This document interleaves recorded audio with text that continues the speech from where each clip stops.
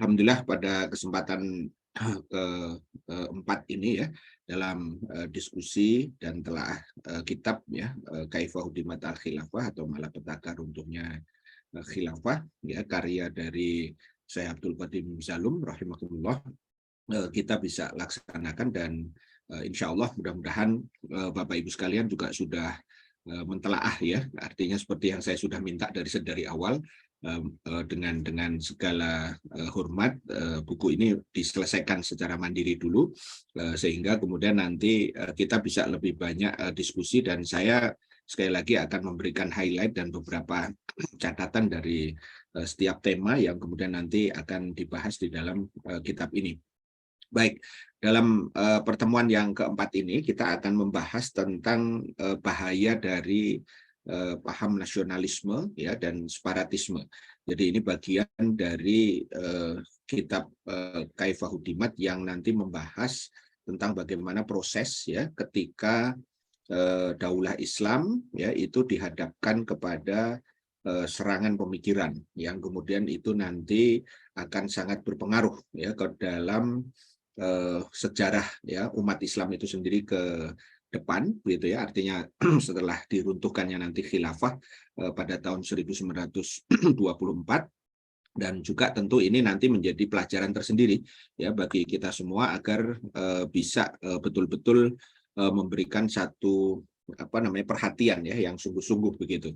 Karena apa? Karena sejarah mengajarkan kepada kita tidak jarang ya satu peristiwa itu sebenarnya berulang, tapi seringkali kemudian kita tidak mengambil ibroh ya, tidak mengambil pelajaran sehingga kita kemudian masuk ke dalam lubang yang sama lebih dari 2 kali gitu ya. 2 kali saja tidak boleh, apalagi berkali-kali begitu kira-kira. Nah, untuk kesekian kalinya saya ingin juga mengingatkan ya tentang peta politik ya yang ada di Eropa khususnya untuk menggambarkan kepada ibu bapak sekalian ya agar kita tidak hanya sekedar abstraksi teks gitu ya, tetapi juga kemudian nanti dari sisi visual ya Bapak Ibu sekalian bisa melihat bahwa kalau kita lihat dari peta ini sekali lagi ya posisi daripada khilafah Islam ya yang sekarang kita kenal hanya sebagai Turki gitu ya atau Republik Turki, maka posisi di Eropa itu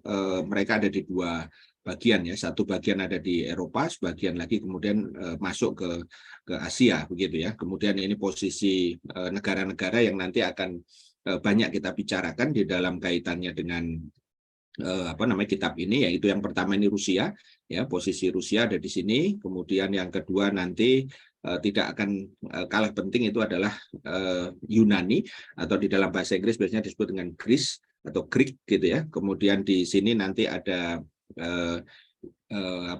Perancis ya, kemudian di sini ada Inggris ya yang kita bisa lihat di sini sehingga nanti kita akan bisa melihat bahwa apa yang kemudian terjadi di masing-masing negara ya yang nanti terlibat itu bisa kemudian kita lihat peta fisiknya begitu ya kira-kira. Sekali lagi ini Inggris, ini Perancis ya, kemudian ini Jerman, kemudian ini Italia, ini Turki. Nah, dari ini nanti akan saling berpengaruh. Kemudian di sini nanti di bawah itu ada Syria yang nanti masuk ke dalam kategori Syam ya. Nah, ini peta yang kita bisa visualkan dari kekuasaan yang dimiliki oleh Utsmaniyah ya, Khilafah Utsmaniyah sampai pada tahun 1883 sampai 1899 ya. Jadi nanti kita akan bisa melihat wilayah-wilayah ini itu adalah bagian dari keseluruhan wilayah Khilafah Islam ya yang ada di Istanbul yang kemudian nanti pada proses berikutnya itu akan mengalami perubahan begitu ya. Kemudian berikutnya ini kalau secara keseluruhan biar kita bisa lebih menggambarkan betapa luasnya ya daerah yang dikuasai oleh Utsmaniyah pada saat itu sebenarnya sangat luar biasa ya. Jadi ini kota-kota penting ini di Aljazair, kemudian ini di Libya atau Tripoli sekarang, kemudian di sini ada Kairo, Mesir, kemudian ada Yerusalem, Damaskus, ya ini di sini ada Mekah, Madinah, ini ada Baghdad, ya kemudian di sini ada wilayah utama yang sekarang menjadi wilayah Turki, yaitu di Istanbul di sini. Kemudian di sini adalah wilayah atas ya, bagian utara dari Eropa, di bagian yang masuk dalam wilayah kekuasaan daripada Utsmani. Makanya nanti kita akan bisa memahami kenapa isu utamanya itu adalah nanti nasionalisme dan separatisme. Ya, nasionalisme itu nanti dari sisi aspek kebanggaan ya terhadap bangsa atau ras ya yang mereka miliki. Kemudian yang kedua, separatisme ini adalah sebenarnya bagian daripada upaya untuk memisahkan diri. Jadi nanti kalau kita hari ini terus mendengar ya bagaimana narasi nasionalisme itu didengung-dengungkan, tetapi pada satu sisi ternyata katakanlah isu separatisme itu tidak selesai-selesai, ini sebenarnya nanti bisa kita ambil sebagai pelajaran begitu kira-kira. Nah, ini juga sama, ini peta-peta ini saya kira penting untuk kita terus memahami bahwa kita ini dulu ya umat Islam maksudnya itu adalah umat yang memiliki kekuasaan yang sangat luar biasa, dan jangan bicara pada saat itu tentang Inggris ya, tentang Amerika begitu ya, yang memang secara historis mereka belum kemudian naik ke panggung dunia, tetapi fakta politik memang senantiasa turun dan naik gitu, up and down gitu ya, sehingga kalau hari ini kemudian umat Islam itu ada di dalam posisi yang di bawah ya, maka tentu pada titik ini kita punya harapan ya bahwa dulu ya kondisinya seperti itu, maka hari ini dan esok hari itu bisa jadi akan kemudian ada perubahan. Nah, kita akan masuk ke poin utama ya yang terkait dengan poin kita pada malam hari ini, yaitu setelah kemarin kita bicara tentang bagaimana konspirasi ya daripada negara-negara Eropa. Nah, kita akan melihat secara lebih detail bagaimana kemudian mereka menyulut ya gagasan nasionalisme tadi dan mendorong ya gerakan separatisme di bangsa-bangsa Eropa. Nah, pusat gerakannya itu ya kalau nanti kita analisis dari sini itu nanti ada dua. Yang pertama itu di Beirut ya, ini dalam konteks jangka panjang ya untuk menyerang Islam dan Daulah Islam, khususnya nanti dalam kaitannya untuk menebar racun ya daripada nasionalisme. Sementara yang jangka pendek ya itu adalah Istanbul ya, itu untuk menyerang di ibu kota Daulah Islam. Jadi mereka menggunakan dua pendekatan. Pendekatan yang pertama itu di jantung ya ibu kota itu sendiri ya, makanya diskusi tentang IKN itu senantiasa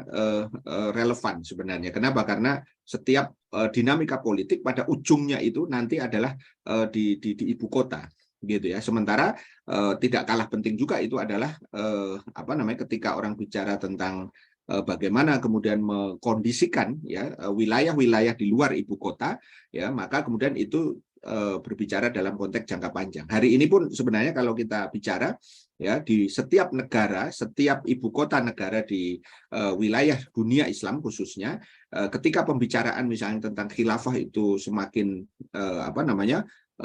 menggejala, semakin keras gitu ya, semakin masif begitu ya, maka sebenarnya itu juga ditakuti gitu ya. Jadi jangan lupa bahwa setiap pusat ibu kota dari setiap negara itu nanti memberikan celah, memberikan peluang secara politik untuk terjadi perubahan gitu ya. Jadi ketika perubahan itu ya jantungnya harus berubah dulu. Jadi tidak mungkin kemudian nanti ada perubahan kecuali nanti pada akhirnya jantungnya itu kemudian nanti akan berubah. Nah, tetapi pada saat yang sama daerah di luar ibu kota itu juga menjadi daerah-daerah yang senantiasa dibuat atau diatur sedemikian rupa agar aksi-aksi yang kemudian dilakukan itu nanti tetap aman ya dari jangkauan katakanlah tadi kekuasaan yang berusaha mereka hancurkan tadi itu. Nah, poin pertama saya ingin masuk dulu ke sini yaitu tentang akar nasionalisme di dunia Islam ya. Jadi ini sekilas ya, walaupun ini tidak tercantum di dalam kitab ini, saya ingin merefresh aja. Jadi yang pertama itu ikatan-ikatan yang ada di dalam kehidupan atau interaksi manusia itu setidaknya ada 5 ya. Ada ikatan patriotisme yang kita sebut sebagai Robitoh Watoniyah, cinta pada tanah air. Kemudian ada ikatan nasionalisme yang kemudian itu disebut Robitoh Qaumiyah atau sukuisme pada ininya. Kemudian ikatan kepentingan Robitoh Maslahiyah, dan ada ikatan spiritual tanpa sistem yaitu Robitoh Ruhiyah bila nizam. Nah, ada ikatan yang kelima yang sifatnya ideologis ya, yang ini memiliki kemampuan untuk menggerakkan manusia, itu adalah Robitoh Mabdaiyah. Ya, di mana di situ ada Islam, ada kapitalisme atau Ra'sumaliyah, ada sosialisme atau komunisme, istirokiyah, wasyuyiyah. Begitu ya. Nah, dari sini kita bisa melihat Bapak Ibu sekalian, sahabat-sahabat rahimakumullah, bahwa ketika ikatan-ikatan ini kita pahami, maka kita nanti akan tahu bahayanya dan tahu bagaimana menempatkan masing-masing itu. Ya, misalnya kebahayaan daripada Robitoh Kaumiyah atau ikatan nasionalisme, ya, ketika bangsa atau nation yang sebenarnya itu adalah fakta, begitu ya, tetapi ketika dia dijadikan sebagai loyalitas tertinggi, ya, maka itu akan menimbulkan banyak persoalan, gitu ya, dan cenderung sifatnya nanti dia emosional, begitu ya. Padahal kalau kita lihat dari kata ini, kita akan fokus ke sini, ya, ada nation, ada bangsa. Biasanya bangsa itu terdiri dari beberapa suku, begitu ya, meskipun ada juga satu bangsa yang dominan satu suku tertentu, begitu ya. Misalnya di Cina itu ada bangsa Han misalnya. Kalau kemudian di Kroasia itu juga kemudian ada bangsa Kroasia misalnya. Kemudian ketika dia menjadi kata bukan nasionalitas, maka dia berupa kebangsaan. Kalau sudah nasionalisme itu menjadi faham, nation state itu adalah satu bentuk negara yang didasarkan kepada bangsa, begitu ya. Jadi nation state. Jadi kalau kita ajak pikiran kita menelusur ke belakang, Bapak Ibu sekalian, dulu itu tidak kebayang bahwa ada yang namanya negara itu didasarkan pada bangsa, gitu ya. Dulu negara itu didasarkan satu dalam bentuk kerajaan atau kekaisaran paling jauh, begitu ya. Kemudian yang kedua itu nanti adalah negara dalam konteks khilafah Islam, begitu ya, yang itu didasarkan kepada kesatuan mabda atau ideologi, gitu ya. Dan baru kemudian setelah itu ya muncul bentuk yang ketiga. Kalau dari sini nasionalisme ini yang kemudian nanti di mix gitu ya dengan pendekatan atau faham demokrasi, ya, baik demokrasinya nanti parlementer ataupun juga kemudian nanti dengan presidensial, begitu kira-kira. Sehingga dari sini kita bisa melihat sebenarnya secara fakta nation, bangsa itu adalah fakta saja. Dia bisa terdiri dari satu suku dominan atau beberapa suku. Seperti Indonesia ini terdiri dari ratusan suku sehingga sangat kaya dengan berbagai budaya, begitu. Nah, sehingga dari sini kita bisa melihat bahwa secara istilah kamus ya, kita lihat di situ bangsa itu adalah kelompok masyarakat yang bersamaan asal ya, asal keturunan, adat, bahasa dan sejarah, dan mereka kemudian berpemerintahan sendiri. Maka ada istilah bangsa Indonesia, bangsa India, bangsa Mesir, begitu ya, dari atas dasar itu. Walaupun sebenarnya Indonesia dengan Mesir itu mayoritas Muslim, gitu ya.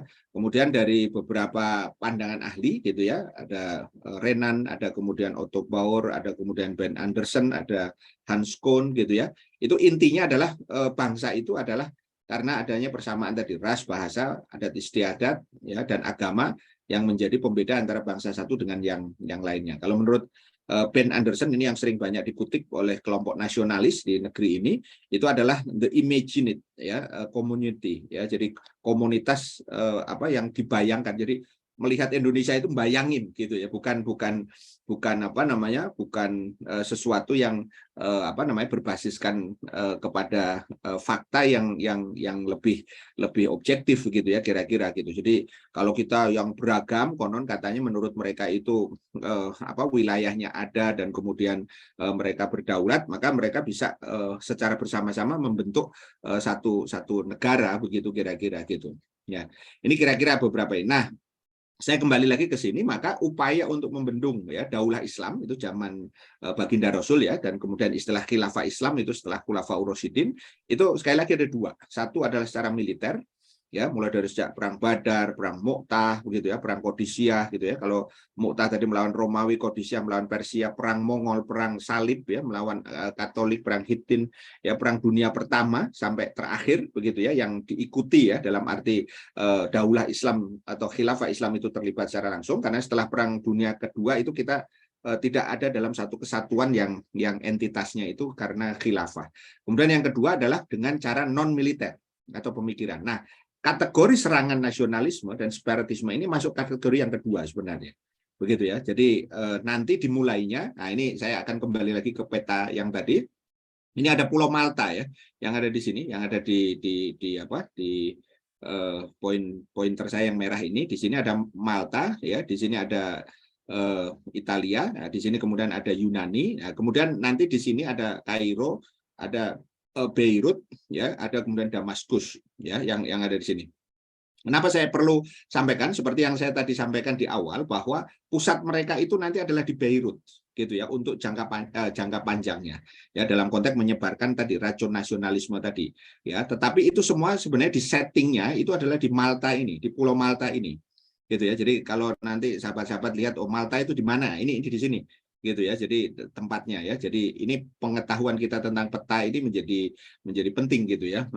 Seperti kemarin waktu perang maaf apa Piala Dunia gitu ya, ada ungkapan begini, apa namanya, Maroko itu kemudian didukung oleh apa namanya saudara-saudara kita di Garut gitu.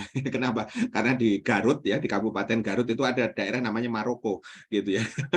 Ya itu sekedar apa namanya, sekedar joke saja gitu ya. Maksudnya bahwa ternyata ada banyak nama-nama yang kadang-kadang unik-unik gitu ya. Di kita ada Purbalingga, ada Probolinggo, ada Purwakarta, ada Purwokerto. Nah, itu kita harus tahu ada apa namanya daerah-daerah yang hampir ya namanya ini. Nah, kata kunci yang ingin saya sampaikan nanti banyak kita bahas itu yang pertama Malta itu di sini, kemudian yang kedua itu adalah Beirut.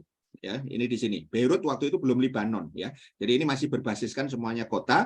Kemudian di sini kita nanti akan melihat apa namanya Istanbul itu di sini. Nah, ini Istanbul ya. Jadi kita bisa lihat kemudian di sini nanti ada Paris ya, ini nanti terkait nanti dengan apa namanya dengan Perancisnya ya, kemudian di sini ada Jerman, ada Berlin, nanti di sini ini Hamburg ya, itu adalah wilayah Jerman.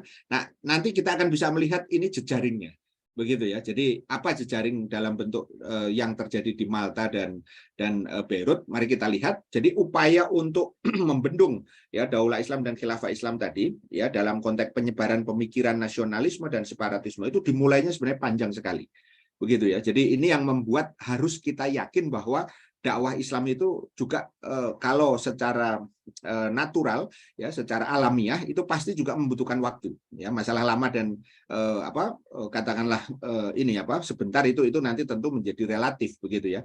Nah nasionalisme itu kemudian dimulai dari sini ya. Jadi kalau kita bicara tadi nasionalisme di dunia Islam itu pusat misionarisnya itu di set up yaitu di Malta tadi tahun 1600. Bayangkan 1600 ya. Itu kalau kita hitung secara historis maka 1924 itu adalah keruntuhan atau dihapuskannya khilafah. Berarti kan kalau kita mulai dari situ kan apa proses itu sudah dimulai ya lebih dari 300 tahun gitu kan. Bayangkan proses perjalanan 300 tahun ke depan gitu kira-kira gitu ya. Kemudian mulai di apa sampaikan di Syam itu sekali lagi ada 3 negara ya, ada Damaskus tadi itu, sekarang Suriah, kemudian ada Beirut Lebanon tadi itu, kemudian ada Palestina ya yang ada di situ, kemudian sebarkan apa namanya di Beirut Lebanon sekarang tahun 1820, kemudian di Syria 1839.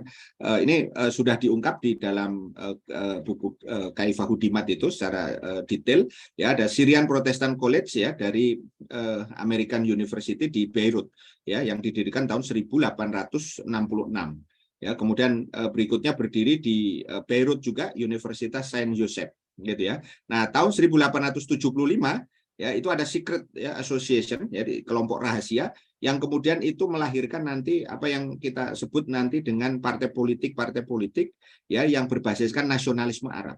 Artinya apa? Bahwa pada saat itu tidak dikenal ya ide tentang nasionalisme atau paham yang didasarkan kepada kebangsaan. Kenapa? Itu sudah dihapuskan oleh Islam, sukuisme itu ya apa setelah Islam datang begitu, sehingga tidak ada kemudian kemuliaan orang Arab maupun orang di luar Arab kecuali apa takwanya begitu. Itu sudah digantikan oleh Islam tadi itu.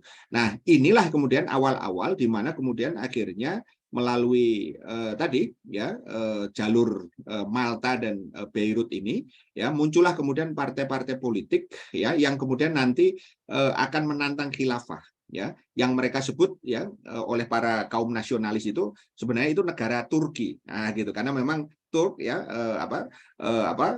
istilahnya bangsa Turk itu sendiri yang kemudian dominan di situ gitu ya, dan ini menimbulkan pengaruh intelektual ya yang luar biasa. Jadi ini saya tidak akan bahas secara ini, saya hanya highlight saja dari beberapa waktu ini. Artinya proses itu tidak sebentar gitu ya untuk membangun sebuah keyakinan baru tentang nation ya, tentang nation tadi, tentang bangsa itu gitu ya. Jadi kalau kita semua mungkin punya pengalaman biasanya di SD itu ditanamkan ya tentang nasionalisme begitu ya, tentang nyanyi-nyanyian, kemudian juga tentang berbagai pemikiran tentang itu memang bagian dari proses bagaimana melakukan tadi upaya untuk menanamkan ya satu pemahaman. Jadi secara alamiah sekali lagi, secara natural ya, secara tabiiyah, maka untuk menanamkan Islam pun juga butuh waktu. Ini yang saya ingin tegaskan kaitannya nanti dengan kebangkitan Islam. Jadi kita tidak perlu istilahnya itu merasa istilahnya kecil hati ketika kemudian memang proses dakwah itu membutuhkan waktu begitu ya, yang kadang-kadang kita tidak tahu ini kira-kira berapa. Tapi kalau belajar dari kasus penyebaran nasionalisme sampai kemudian dia berhasil mencapai target terdekatnya, maka itu butuh waktu 300 tahun gitu ya, 300 tahun. Jangan lupa juga ketika penaklukan Konstantinopel ya oleh Muhammad Al-Fatih itu setelah 825 tahun. Begitu ya. Jadi kita memang harus punya energi yang luar biasa, dan energi itu adalah dalam bentuk regenerasi. Jadi jangan merasa bahwa kitalah yang harus gitu ya. Belum tentu. Bisa jadi mungkin anak keturunan kita ke belakang begitu ya yang akan nanti meneruskan. Tapi yang paling penting itu adalah menjaga mata rantai peradaban. Ya, jadi mata rantai peradaban itu artinya bahwa kita melakukan proses kaderisasi, regenerasi, sehingga apa? Pada waktunya nanti itu akan terjadi sebuah titik balik, gitu ya. Nah, pada pusat misionaris Malta ya. Nah, yang di pusat, yang di Istanbul ya, Inggris dan Prancis itu membuka kedubes ya di Istanbul. Jangan lupa ini pintu awal sebenarnya daripada intervensi yang kemudian nanti terjadi, kemudian dibangunnya atau didirikannya Partai Persatuan dan Pembaharuan yang kita kenal sebagai dengan The Young Turk atau kemudian Turki Muda tahun 1908. Ya, kemudian pada konteks di luar Istanbul, ya Inggris itu membayar orang-orang kunci, khususnya tadi Syarif Hussein, ya di Mekah tahun 1916. Ini nanti kita refresh lagi yang kemarin terkait dengan gerakan Wahabi dan Ibnu Saud, ya sebesar 200.000 pound sebulan. Nah, inilah yang kemudian nanti mempengaruhi secara politik. Jadi kalau tadi di Malta itu dalam konteks pengaruh intelektual ya terkait dengan konsep bagaimana menanamkan gagasan, maka kemudian dalam konteks politik ya itu kemudian terjadi di ibu kota tadi ya, di IKN-nya. Begitu ya, sampai nanti kemudian terjadi peristiwa Perang Dunia Pertama ya 1914 sampai 1918, kemudian nanti menghasilkan perjanjian Sykes-Picot antara Inggris dengan Prancis 1916, walaupun perang belum berhenti. Kemudian tahun 1917 Jenderal Lord Allenby ya di Yerusalem itu kemudian mengatakan bahwa hari ini perang salib berakhir ya di makamnya Salahuddin ya Al-Ayyubi pada waktu itu, dan tahun 1924 khilafah Islam itu diruntuhkan. Jadi kalau kita lihat secara highlight sejarah ya dari waktu yang cukup panjang ini 1600 sampai 1924, nasionalisme itu betul-betul masuk di dalam benak umat ini ya, khususnya yang ada di Arab ya, kemudian di Turki, dan jangan lupa secara paralel itu juga kemudian ada di negeri kita ini ya hari ini. Ya, jadi kalau kita ingat bagaimana kebangkitan di negeri ini ya khususnya ya itu senantiasa dikaitkannya tahun 1908 kan dengan Budi Utomo. Padahal Budi Utomo itu tidak merupakan gerakan yang berpihak kepada umat gitu ya. Justru gerakan yang membangkitkan umat pada saat itu adalah Syarikat Dagang Islam yang kemudian bertransformasi menjadi Syarikat Islam tahun 1905 gitu ya. Nah, ini salah satu bentuk ya tadi ya pengkaburan ya, bahkan kemudian penguburan sejarah tadi itu. Sehingga tahun 1945 misalnya ya Indonesia itu nanti terbentuk ya dalam konteks negara bangsa. Gitu ya. Sementara Turki ya tadi sudah lebih awal ya, setelah runtuhnya khilafah maka kemudian langsung dibentuk Republik Turki yang sekuler ya. Sementara Arab Saudi itu nanti masih menunggu sampai tahun 1932 ya, sampai terjadilah atau muncullah yang disebut walaupun tidak berbasiskan istilahnya tadi bentuknya itu adalah tetap sama, yaitu negara bangsa yang bentuknya itu adalah kerajaan, begitu ya, bukan dalam bentuk republik atau dalam bentuk demokrasi. Nah, akar separatismenya di mana di dunia Islam itu? Nah, kita kembali lagi ke peta ini ya, untuk menjelaskan bahwa ketika Utsmaniyah itu betul-betul menguasai ya dunia yang eksis ya pada saat itu. Sekali lagi ini yang warna gelap ini ya, yang warna agak hitam ini, abu-abu. Ini adalah wilayah yang real yang kemudian dikuasai. Tentu pihak-pihak kafir dalam hal ini yang paling aktif itu adalah Inggris ya di sini, dan kemudian Perancis, itu yang kemudian mendorong terjadinya berbagai upaya-upaya provokatif, begitu ya, karena mereka lah yang pada saat itu menjadi adidaya dunia. Dan kemudian ini saya gambarkan peta bagaimana kemudian di wilayah di luar Istanbul ya dalam hal ini adalah Jazirah Arab ya. Di sini ada dua wilayah. Yang pertama itu Hijaz ya, Mekah Madinah ya yang ada di sini. Kemudian yang kedua itulah Najd ya yang menjadi pusat ya, yang kemudian nanti kita kenal kota utamanya itu adalah di Diriyah, atau kemudian yang kita kenal sekarang ini dengan Riyadh ya yang ada di situ. Nah, kita bisa melihat hari ini bahwa separatisme itu dimulai dari situ, gitu ya. Jadi separatismenya itu ada dua.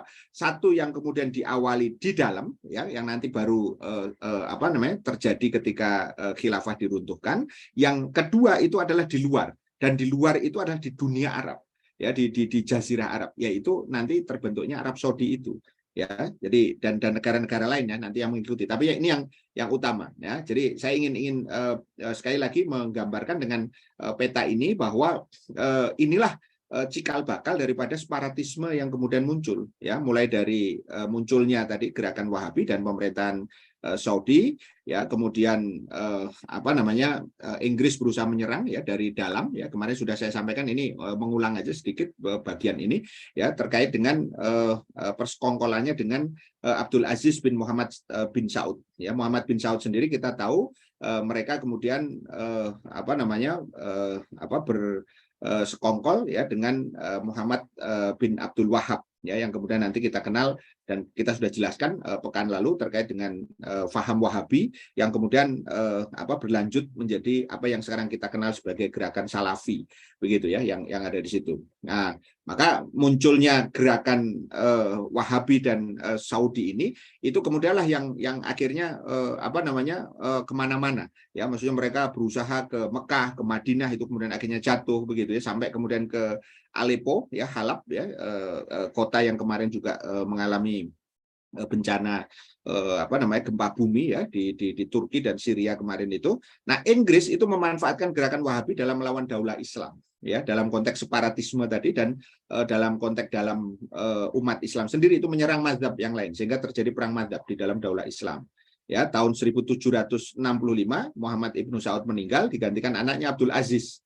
Ya, dia tidak melakukan ekspansi wilayah, tapi kemudian ya dia tetap kemudian bersama dengan gerakan Wahabi tadi itu. Nah, ini yang kemudian nanti melahirkan silsilah ya kerajaan Arab hari ini ya, mulai dari Abdul Aziz, karena secara kekuasaan realnya ya dia berdiri tahun 1932 ya, ketika Abdul Aziz itu menaiki tahta, dan kemudian dilanjutkan. Di sini ada Raja Saud, ada Faisal, Khalid ya, Fa'ad ya, kemudian Abdullah, sampai kemudian Raja Salman hari ini, dan kemudian lompat ke sini ke anaknya Muhammad bin Salman setelah istilahnya menggeser mantan putra mahkota, yaitu Muhammad bin Nayef, yang sebenarnya ada di sini ya, yang sebagai paman daripada Muhammad bin Salman ya, yang ada di sini. Nah, peta ini menjadi penting ya, agar kemudian kita tahu bahwa apa yang terjadi sejak tahun 1932 itu adalah bagian yang tidak terpisahkan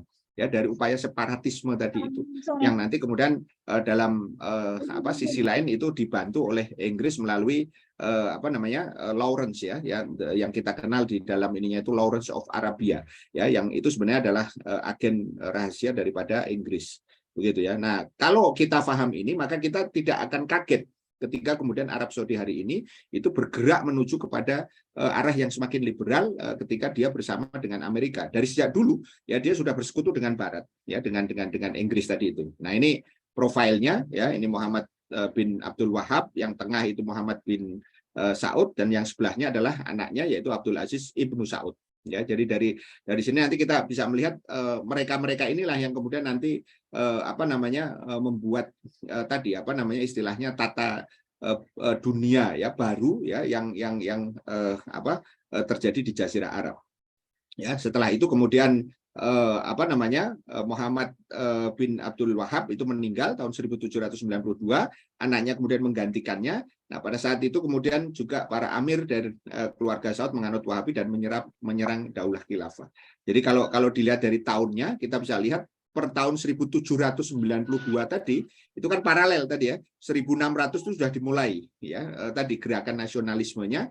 Nah, tahun politiknya, tanda kutip ya, tahun politik ya, artinya maraknya upaya untuk melakukan pemisahan diri itu terjadi di sekitaran tahun 1700-an tadi ya, jadi hampir 100 tahun setelah itu.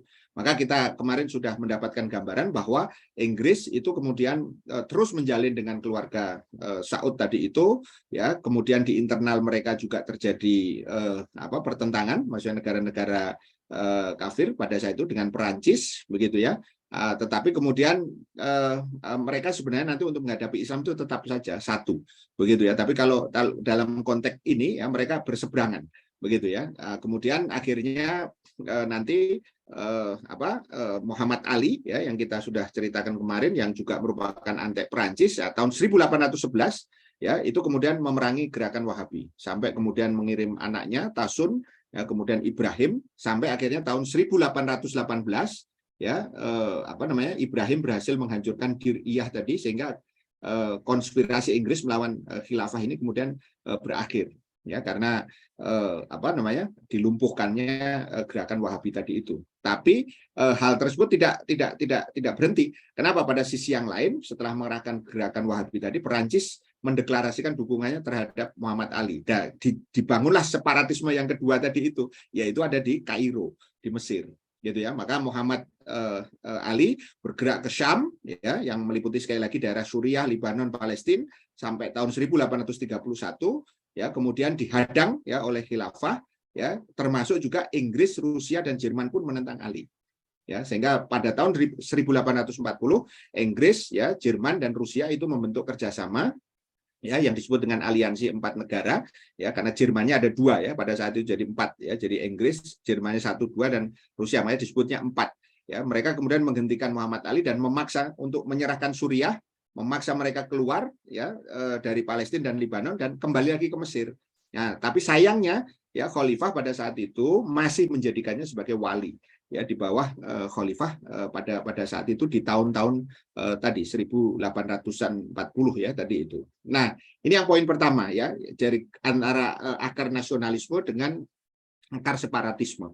Nah, yang kedua itu adalah bagaimana kalau gitu peran Istanbul ya, markas Istanbul tadi dalam menentang negara Islam. Jadi ini di jantungnya khilafah. Satu ya yang terjadi itu adalah pendirian Gerakan Turki Muda yang kita kenal nanti dengan Komite Persatuan dan Kemajuan ya di Paris ya. Jadi di Paris kan berarti di Perancis. Ya, ini kita bisa menjadi paham karena mereka terinspirasi dengan revolusi Perancis gitu ya. Tokoh utamanya pada saat itu adalah Ahmad Ridho Bek ya. Kemudian sifatnya dia rahasia, pro barat ya, kemudian membuka cabang tadi di Jerman, di Berlin ya, di Salonik itu adalah Yunani tadi, dan kemudian di Istanbul ya, di jantung daulah Islam atau khilafah Islam pada saat itu ya.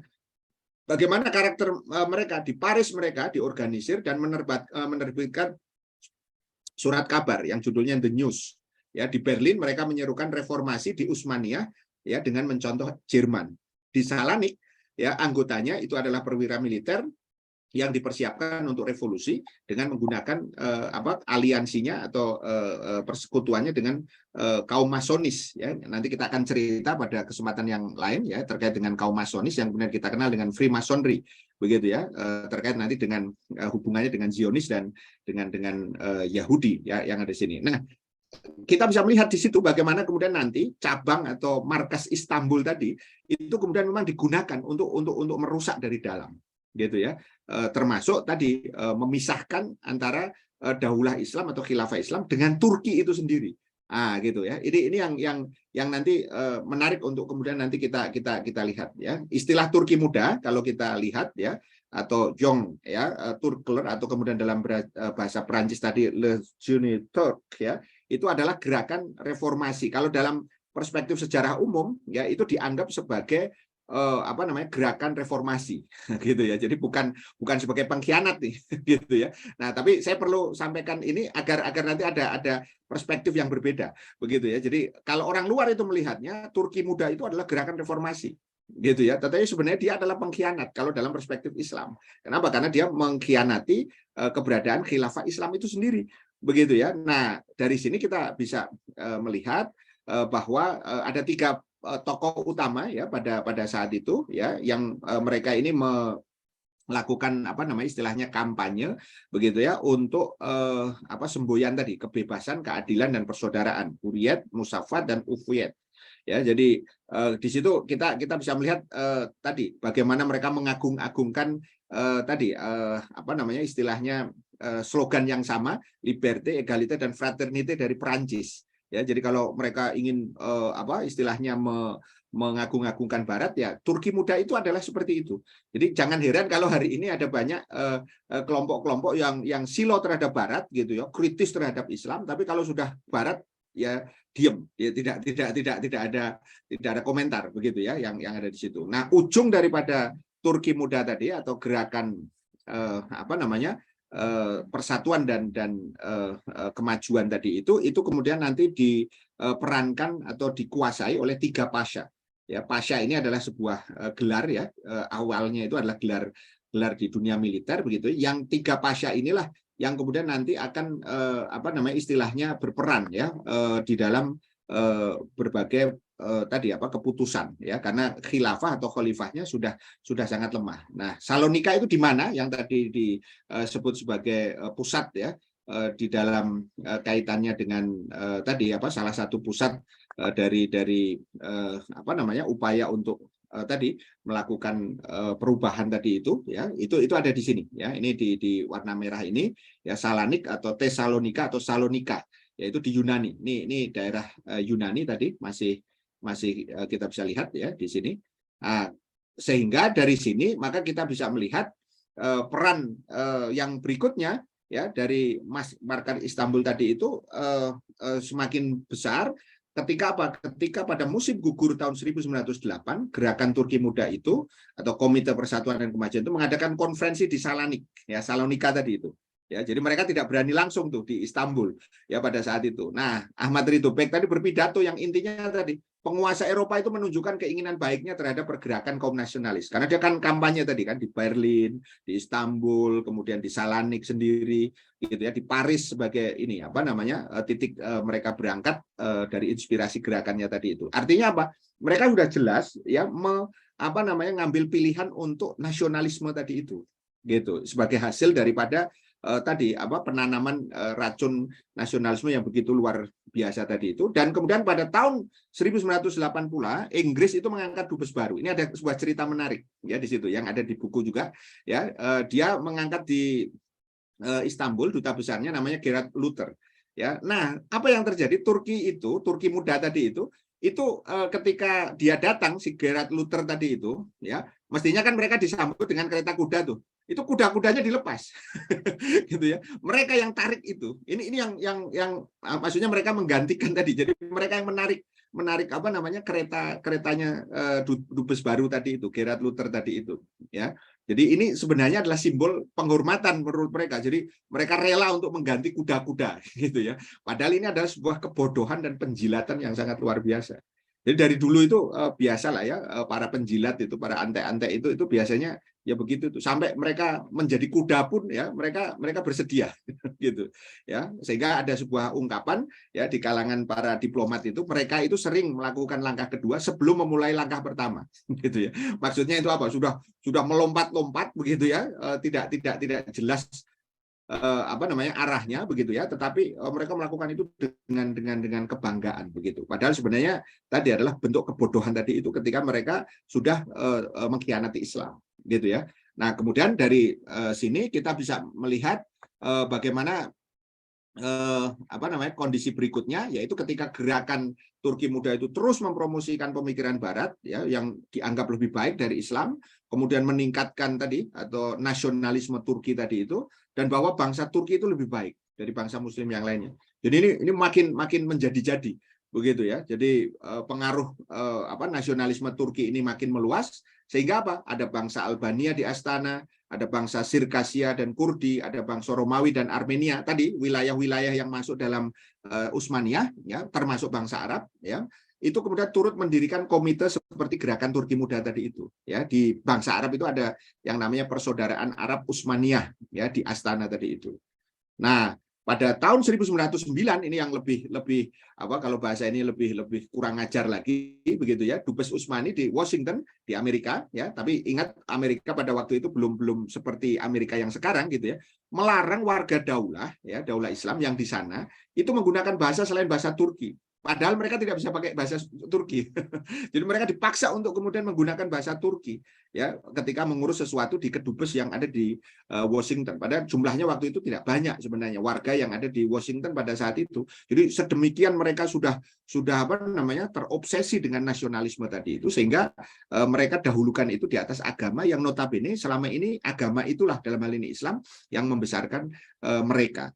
Begitu ya. Nah, maka dari sini rasisme ya yang lebih parah lagi ya antara Arab dengan Turki makin menjadi-jadi kalangan militer ya. Anggota militer yang menjadi bagian dari Turki Muda itu makin sombong karena tadi pimpinan utama Turkinya kan tadi 3 pasha tadi itu ya. Sementara perwira Arab masih menyatakan kesetiaan terhadap daulah Islam, menyatakan sesama Muslim itu saudara, dan persatuan Islam itu di atas ras. Jadi di antara mereka ini sudah mulai ada perpecahan gitu ya. Dan poin yang ketujuh, rasisme semakin merebak sehingga terjadi pengunduran sejumlah anggota militer berkebangsaan Arab, Albania, Armenia, dan Turki ya. Dari Turki sendiri masih ada yang mereka berbangsa Turki tapi masih menjadikan akidah Islam itu sebagai asas ya, bukan nasionalisme ya yang menjadi asasnya tadi itu.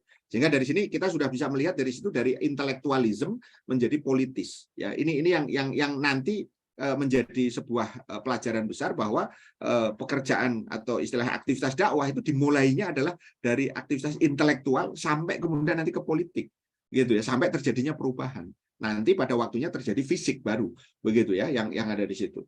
Nah, terakhir itu adalah peran dari kedubes ya Eropa ya dalam meletakkan fondasi berbagai organisasi ya dan partai di negara-negara Arab. Nah, tadi sudah dijelaskan bahwa dua negara yaitu Inggris dan Prancis itu membuka kedubes di Istanbul. Nah, kedubes ini mulai menjalin kontak dengan bangsa-bangsa Arab ya. Mereka tidak hanya di Istanbul saja tapi juga kemudian di berbagai tempat. Mereka mendukung apa yang mereka sebut partai desentralisasi yang berpusat di Kairo, berarti Kairo di Mesir, dan pemimpinnya atau ketuanya itu namanya Rafiq Azim ya.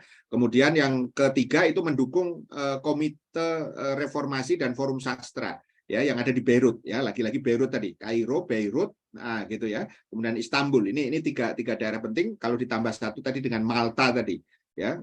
Kemudian pada 18 Juni 1913, ini sudah masuk abad ke-20, pemuda Arab itu menyelenggarakan konferensi di Paris, lagi-lagi di Paris ya, dalam bentuk deklarasi pertama persekutuan mereka dengan Inggris dan Prancis dalam melawan daulah Islam. Jadi mereka sudah terang-terangan begitu ya. Jadi kalau kita melihat dari ini gerakan separatisme itu melakukan kampanye di berbagai tempat di luar negeri gitu, itu sesuatu yang memang natural saja. Itu sesuatu secara politik pasti akan mereka upayakan seperti itu. Kemudian yang kelima, mereka membuat Komite Persaudaraan Turki atau Turk ya Ocaki Komite yang tujuannya menghapus Islam. Nah, ini coba diperhatikan di situ, tegas itu sudah, menghapus Islam dan mengubah daulah Islam menjadi negara Turki. Berarti basisnya nasionalisme. Ya, mereka menulis salah satu buku yang terkait dengan ini itu adalah yang ditulis oleh Jalal Nouri Bek ya, terkait dengan The History of Future. Ya, bagaimana kemudian mereka mengupayakan adanya sebuah proses perubahan di Turki ya pada saat itu dalam konteks khilafah Islam. Nah, kemudian yang keenam ya, kesetiaan terhadap akidah Islam mulai dihadapkan pada ancaman nasionalisme dan patriotisme tadi. Jadi mereka sudah mulai mabok begitu ya dengan nasionalisme keturkiannya tadi itu atau kearapannya tadi itu begitu ya. dan kemudian patriotismenya mereka negara ya dalam arti bela tanah airnya tadi itu ya dibandingkan dengan akidah Islam gitu ya, meskipun tadi masih ada sebagian. Nah, ini yang profil singkat dari Jamal Pasha, yang kemudian bisa dikenal Ahmed Jamal Pasha gitu ya, atau Jamal Pasha tadi itu ya, dia yang kemudian nanti melakukan keputusan-keputusan penting ya, dan dia juga anggota tadi atau pimpinan daripada gerakan Turki Muda tadi itu gitu ya, dan dia pernah menjabat sebagai Menteri Angkatan Laut ya, dan wali kota Istanbul. Jadi posisi dia memang cukup strategis ya dalam konteks ini, meskipun nanti pada akhirnya dia dibunuh ya dalam konteks konflik politiknya. Nah, dia termasuk dari 3 pasha tadi itu ya, 3 pasha ini ya, bukan ungu ya tapi pasha ya, yang tadi itu adalah ada 3 ya. Yang pertama itu adalah Mehmet Talat Pasha atau Ahmed Talat Pasha, yang kemudian dia itu menjadi Wazir Agung dan Menteri Dalam Negeri. Kemudian ada Ismail Enver Pasha yang menjadi Menteri Perang, dan Ahmed Jamal Pasha tadi yang menjadi Menteri Angkatan Laut tadi itu.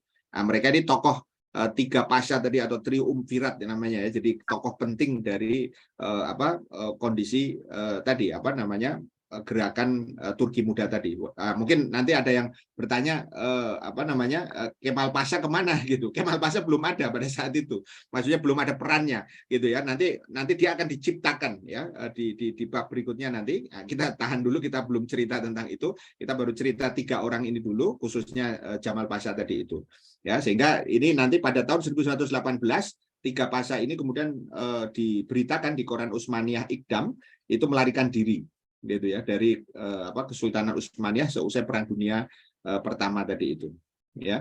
Kemudian pasha ini sekedar ini ya, gambaran pasha itu apa. Pasha ya itu adalah salah satu tadi peringkat tinggi ya dalam sistem politik dan militer Kesultanan Utsmaniyah tadi itu. Biasanya diberikan pada gubernur, jenderal ya, pejabat. Jadi kalau namanya A ya Ahmed Pasha misalnya yang ada di situ, tergantung nanti tadi jenderalnya tadi. Nah, dia memiliki 3 tingkatan. Ada yang tertinggi itu ya, itu mendapatkan hak istimewa untuk memiliki lambang atau simbol ya 3 ini standarnya 3 ekor kuda gitu ya. Yang kedua memiliki 2 ekor kuda, yang ketiga itu 1. Nah, ini contoh di kanan ini 2 ekor kuda ya yang ada di sini. Ini contoh kepangkatan saja ya yang ada di situ.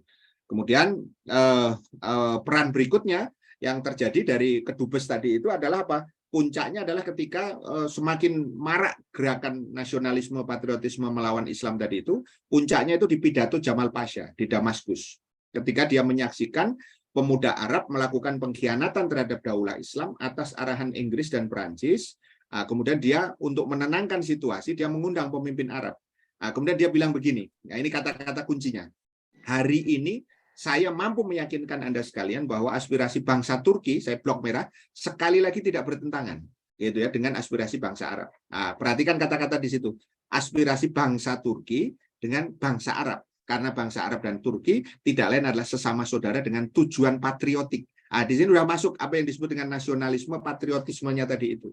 Dia mengatakan aspirasi utama Partai Turki Muda adalah mendapatkan kehormatan bangsa Turki di mata bangsa lain di dunia dan untuk menegakkan hak hidupnya di sisi bangsa-bangsa lain pada abad yang ke-20. Jadi dia di internal saja, jangan lupa Jamal Pasha itu pejabat ya, pejabat publik tadi itu ya, dia bahkan menteri tadi itu.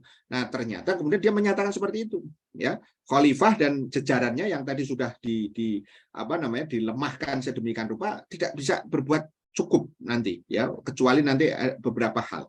Begitu ya. Sehingga dari sini pidato itu menggambarkan pengkhianatan terhadap daulah Islam yang dibungkus dengan semangat tadi patriotisme dan nasionalisme. Satu sisi dia membela daulah Islam karena dia menghukum gantung tadi ya pengkhianat yang bekerja sama dengan Inggris dan Prancis, sehingga dia perlu menenangkan orang Arab tadi itu. Nah, tapi pada saat yang sama Jamal Pasha juga layak dihukum gitu ya, karena dia memelihara ya atau mengembangkan tadi ide patriotisme nasionalisme, bukan malah menyatakan loyalitas satu-satunya itu adalah kepada akidah Islam.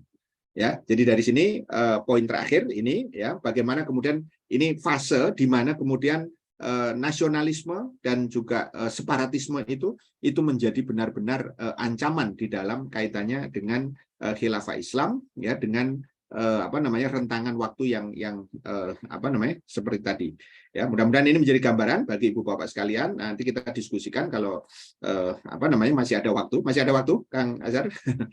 Kita potong sampai di sini, ya,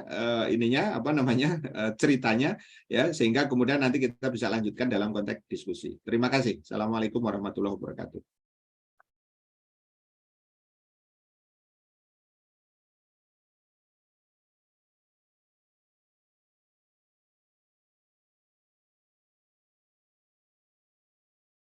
Ya, silakan kembali ke Kang Azhar. Ya, alhamdulillah, beberapa saya pada diri kita, Ustaz Rian, yang telah memaparkan materi kita pada malam hari ini. Bapak Ibu jamaah sekalian, berkaitan dengan diskusi kita pada malam hari ini, kita menerima maklumat atau membahas bab tentang bahaya nasionalisme dan separatisme, ya. Ya, alhamdulillah kita juga mengetahui latar belakang siapa yang menjadi motor dari baliknya gerakan nasionalisme di tengah-tengah kaum muslimin. Dan juga ada faktor-faktor, ya, mohon maaf,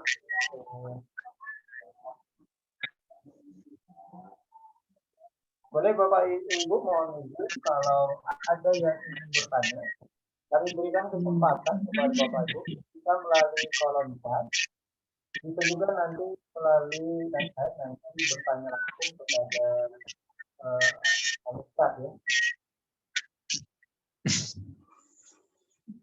Alhamdulillah. Silakan Bapak Ibu jika ada yang ingin bertanya.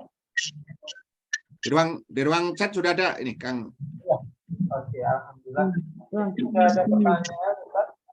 Ya. Dari siapa yang bertanya? Dua pertanyaan, ya. Yang pertama, ini pertanyaan yang saya baca dulu, ya. Dari Ibu atau Mbak, mohon izin kalau salah. Mbak atau Ibu Titik, ya, dari Aceh, Ustaz. Nah, beliau bertanya, masa paling menyedihkan di dalam kitab Ad-Daulah. Bagaimana efek runtuhnya daulah, kemudian menyebabkan urusan kaum muslimin tersadik-sadik seperti sekarang. Beliau mengasih tanggapan. Ya. Ya, ini mungkin saya tanggapi, ya, Kang Azhar tadi, ya, dari Bu Pipit, ya, di Aceh. Jadi mungkin beliau ingin menyatakan saja, dan saya kira ini menegaskan saja. Jadi memang ya inilah fakta. Makanya kitab ini, ya, kitab Kaifah Hudimat ini, ya, Al-Khilafah ini memang benar-benar menjadi satu gambaran, ya, kepada kita, ya, tentang bagaimana kemudian keadaan umat Islam, ya, yang sesungguhnya tadi itu. Jadi disinilah pada saat Rojab ini kita menjadi penting untuk kemudian mengingat kembali, gitu, ya, tentang bagaimana proses, ya. Jadi saya kira ini pembahasan kitab ini pas waktunya, ini pas Rojab, gitu, ya. Jadi untuk memberikan gambaran kepada kita, merefresh kembali, begitu, ya, untuk tafakur, ya, bukan untuk ditangisi. Itu poin utamanya di situ, saya kira. Sehingga dari sini, ya, memang inilah yang harus kita terima dengan apa istilahnya, kalau dari hati itu sakit hati sekali kita, ya, dengan apa kondisi yang ada. Bahkan di kitab Daulah Islam itu, kalau Bapak Ibu sekalian membaca, itu ada sebuah permisalan yang bikin, kalau bahasa saya Kang Azhar, itu bikin ngilu, gitu, ya. Bikin ngilu itu begini. Jadi di situ digambarkan ibarat kemudian Daulah Islam itu ibu kita, gitu, ya. Ibu kita itu dibunuh, begitu, ya, oleh musuh, ya, jelas-jelas oleh orang-orang kafir tadi itu. Kemudian pisaunya itu ditusukkan, begitu, ya, dan ketika tusukan pisau itu membunuh, ya, berhasil membunuh orang ibu tadi itu, begitu ya, belum kering itu darah, gitu kira-kira yang dikucurkan dari pisau tadi itu, si anaknya ibu tadi itu, yaitu umat Islam ini, itu kemudian bergandengan dengan si pembunuh tadi itu, dan kemudian mengatakan ibumu ini tidak benar, gitu. Nanti saya asuh lah kamu, gitu kira-kira. Nah inilah sebenarnya permisalan yang dibuat oleh Syekh Taqiyuddin An-Nabhani rahimahullah ya untuk menggambarkan pahitnya fakta ini. Tapi politik itu tidak boleh membuat kita baperan. Gitu ya. Jadi politik itu harus membuat kita sebagai calon negarawan itu kita tidak boleh baperan.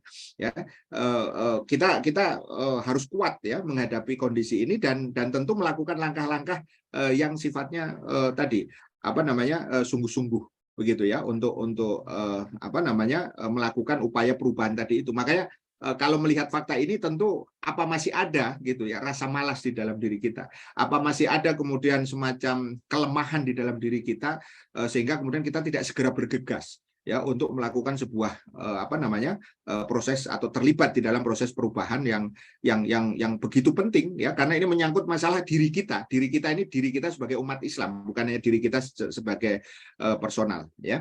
Itu yang pertama mungkin ya, Kang Azhar. Tadi kayaknya yang satu ada yang paling atas tuh, sebentar. Yang paling atas tadi mungkin bisa dibacakan tadi, Kang, dari siapa ini? Dari Ummu Aisyah. Ya, Ummu Aisyah sekarang. Sekarang ya. Ya, jadi mohon izin tadi kelompat pertanyaannya. Ya, alhamdulillah ini bisa kita baca dari Ummu Aisyah, mohon izin. Assalamualaikum Ustaz Afwan. Izin bertanya, apakah Khalifah tahu tentang gerakan separatis ketika itu, Ustaz? Nah, lantas kalau memang tahu, sepertinya nggak ada tindakan. Itu gimana, Ustaz?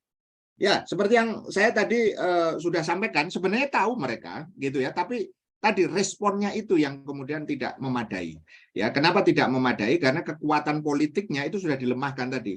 Kan tadi kita udah cerita itu tentang 3 pasha tadi itu ya, yang triumvirat tadi. Triumvirat itu adalah tiga elemen yang berpengaruh dalam menentukan kebijakan Utsmaniyah, sehingga akhirnya mereka terseret di dalam perang dunia pertama itu karena persoalan itu sebenarnya begitu ya. Jadi kalau ditanya tadi apakah Khalifah tahu tentang gerakan separatis, tahu. Buktinya tadi kan ada tadi penumpasan tadi yang dilakukan oleh gerakan Wahabi dengan Ibnu Saud tadi itu, sampai kemudian Khalifah tadi mengutus Muhammad Ali ya, wali dari Khalifah yang ada di Kairo ya. Jangan lupa belum ada Mesir ya waktu itu ya. Jadi ini kita bicara dari sisi kota per kota, sehingga sebenarnya yang tadi ditanyakan oleh Ummu Aisyah di Cikarang itu intinya tahu, tapi inilah kondisi politik yang tadi yang kemudian melemah tadi sedemikian rupa. Tapi segitunya Khalifah begitu perhatian masih.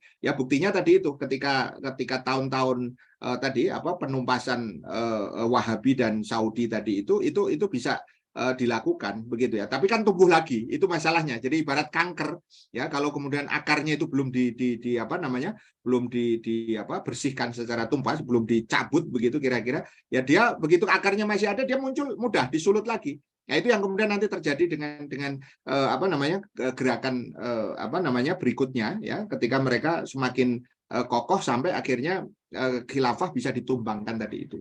Itu saya kira poinnya ya dari untuk Ummu Aisyah tadi ya. Kemudian berikutnya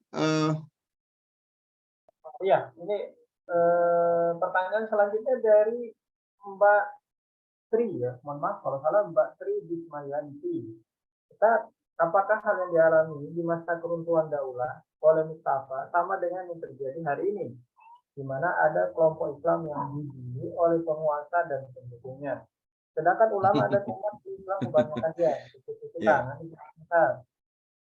ya, tentu kalau dilihat dari konstelasinya ya, konstelasinya mungkin berbeda ya. Kalau dulu itu konteksnya tadi meruntuhkan Islam kan gitu ya. Jadi yang berkuasa itu al-aslunya itu adalah Islam begitu ya. Nah, kemudian tadi para aktor ya, para pengkhianatnya tadi itu ya, itu adalah mereka-mereka yang tadi melakukan persekongkolan dengan asing tadi, baik Inggris ya maupun juga Perancis tadi, dalam rangka tadi membangun satu tatanan baru menurut keyakinan mereka, yaitu dengan nasionalisme atau nation state tadi itu.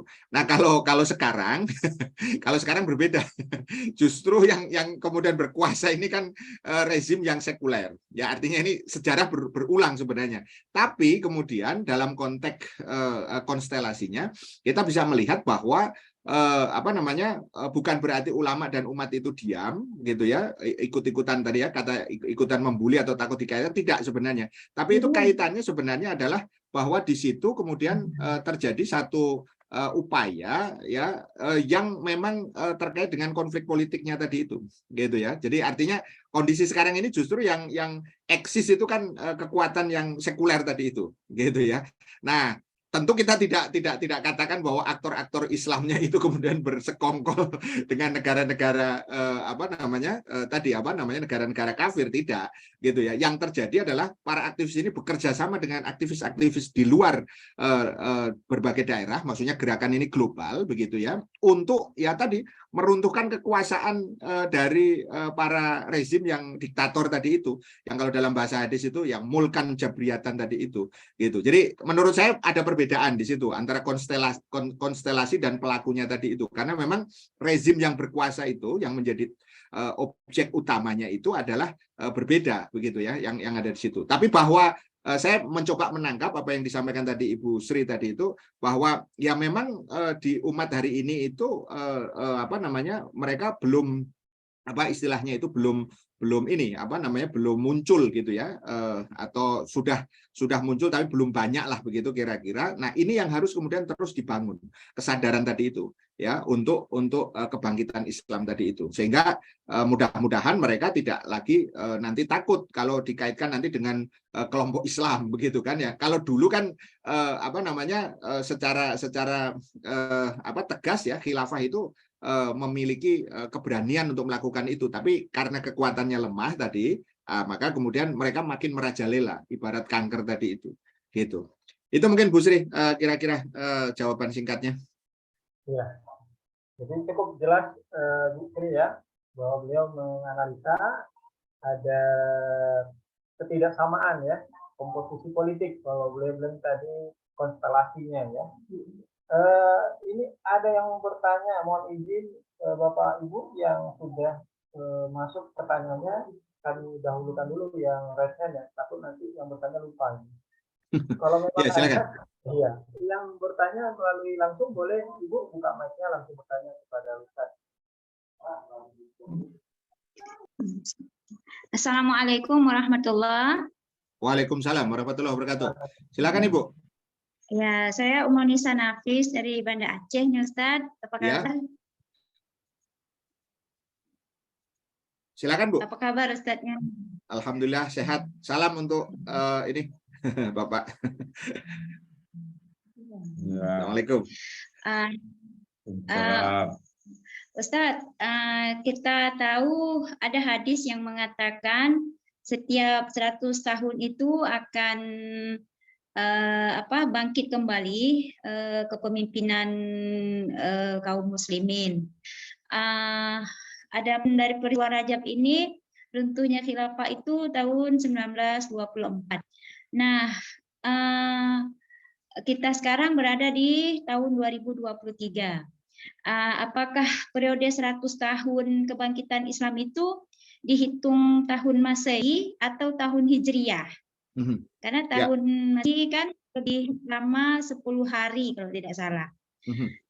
Kemudian pertanyaan dari suami nih Ustaz, khilafah yang begitu besar kok runtuh seperti itu, sedangkan kita sekali tidak mengenal kata khilafah, betul buram dan bias dari pemahaman kita bahwa kita sebenarnya pujunah yang sangat-sangat membela urusan-urusan umat. Demikian Ustaz, jazakallah khairan. Assalamualaikum warahmatullahi wabarakatuh. Waalaikumsalam warahmatullahi wabarakatuh. Terima kasih Ibu Nisa Nafis dan Bapak. Pertama adalah bahwa kalau kita hitung sebenarnya ya itu adalah penanggalan hijriah mestinya, gitu ya, karena penanggalan Masehi itu sebenarnya dalam konteks hadis itu tidak dikenal sebenarnya dalam konteks 100 tahun munculnya para mujaddid ya yang pembaharu begitu ya, kira-kira yang istilahnya memperbaharui persoalan-persoalan keagamaan begitu ya. Jadi kalau kita hitung sebenarnya poinnya itu adalah dihitungnya itu adalah dengan dengan hijriah Ibu ya. Jadi kalau kita hitungnya itu ya per 100 sampai kemudian 200 kan begitu ya, 300 ke 400 dan seterusnya.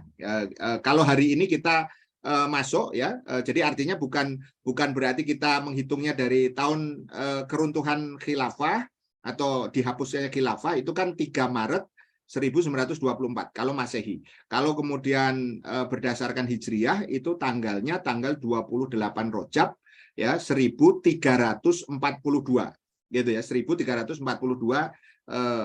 hijriah ya. Sekarang hari ini ya, Rojab tahun ini itu kita masuk tahun 1944 ya hijriah. Jadi sudah 102 tahun. Tapi konteks tadi hadiran Mujadid tadi itu bukan dalam konteks dari keruntuhan itu ya, tapi sebenarnya para ulama itu menghitungnya dari setiap 100 tahun tadi itu. Makanya harapannya bahwa 100 tahun itu tentu saja adalah ketika ya umat Islam ini lahir para istilahnya pejuang-pejuang baru begitu ya. Ya kita lihat ini tumbuh terus ya insya Allah begitu ya. Jadi penghitungannya berdasarkan sekali lagi hijriah ya Ibu Bapak sekalian ya yang ada di situ. Kemudian yang kedua, kok bisa runtuh ya khilafah yang sebesar itu? Ya bisa ya, karena kemudian namanya politik tadi itu ya, kita tahu bahwa suatu negara itu didirikan ya itu atas tiga aspek ya. Yang pertama itu adalah apa yang disebut dengan mafahim, pemahaman. Yang kedua itu adalah qanaah ya, keyakinan ya, dan yang ketiga itu adalah makoyis ya, standar-standar. Nah, sebuah negara itu bisa runtuh begitu ya, itu adalah manakala kemudian tiga hal ini itu runtuh gitu ya. Runtuh dalam pengertian dia tidak lagi menopang kekuatan dari negara itu ya. Makanya contoh khilafah Islam itu bisa diruntuhkan. Kenapa? Karena masyarakat pada saat itu ya, walaupun masih ada yang berusaha mempertahankan, tapi kekuatan yang meruntuhkan jauh lebih besar ya, maka kemudian negara sebesar itu ya itu bisa diruntuhkan. Maka tugas besar kita adalah bagaimana membangun kembali 3M tadi itu ya. Jadi mafahimnya ya, kemudian makoyisnya ya, kemudian maupun juga kemudian qanaahnya ya, keyakinan. Intinya sebenarnya tiga hal ini adalah kita membangun kembali pemahaman Islam ya yang utuh, yang komprehensif di tengah-tengah masyarakat. Sehingga ketika masyarakat itu mendengar khilafah saat ini nih, itu tidak takut lagi gitu ya. Sekarang kan muncul nih ya beberapa waktu yang lalu tentang ada yang menolak khilafah tapi malah mendukung PBB misalnya gitu kan. Nah, ini sebuah contoh bagaimana kemudian mafahim dan makois ini bertarung di tengah-tengah masyarakat. Artinya begini, apakah masyarakat nanti pada akhirnya ya memilih Islam atau kemudian memilih ya nasionalisme tadi itu nanti tergantung menurut saya dari kekuatan dakwah itu dalam wilayah yang ikhtiari yang bisa kemudian kita usahakan. Selebihnya tentu adalah wilayah Allah Subhanahu wa taala.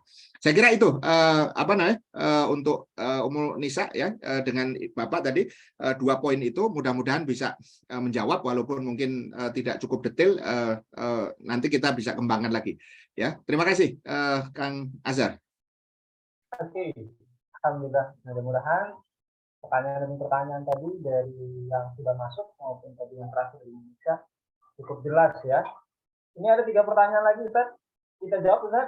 Ya, siap. Yang berikutnya apa ini? Dari Ibu Hasnatihan. Ya. Assalamualaikum, Ustaz. Izin bertanya, bagaimana sepak terjang perpolitikan kelompok Freemasonry? Ya. Nah, ini tadi saya sudah masuk sedikit ya. Tadi kita belum cerita banyak. Jadi nanti untuk sesi ini ya, untuk pertemuan keempat ini, kita tadi baru cerita sedikit tentang bagaimana peran kaum Mason tadi itu ya, kaum Freemasonry tadi itu, mereka itu memfasilitasi dan juga kemudian menggabungkan diri dalam kelompok tadi ya, dalam kelompok Turki muda tadi itu yang kemudian mereka ini tadi apa namanya istilahnya usaha untuk mengembangkan tadi nasionalisme tadi itu.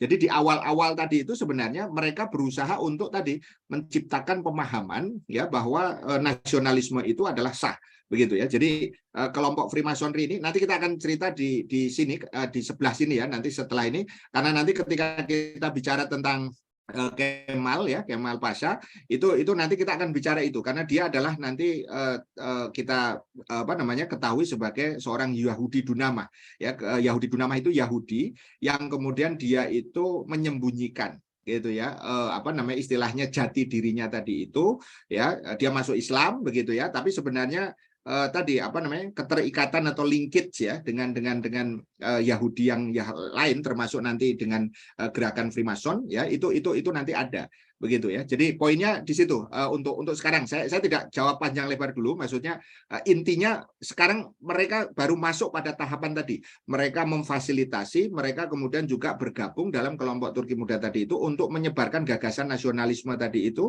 dan juga mendorong nanti perpecahan tadi itu, karena nanti dari nasionalisme larinya nanti ke separatisme begitu. Itu poinnya di situ.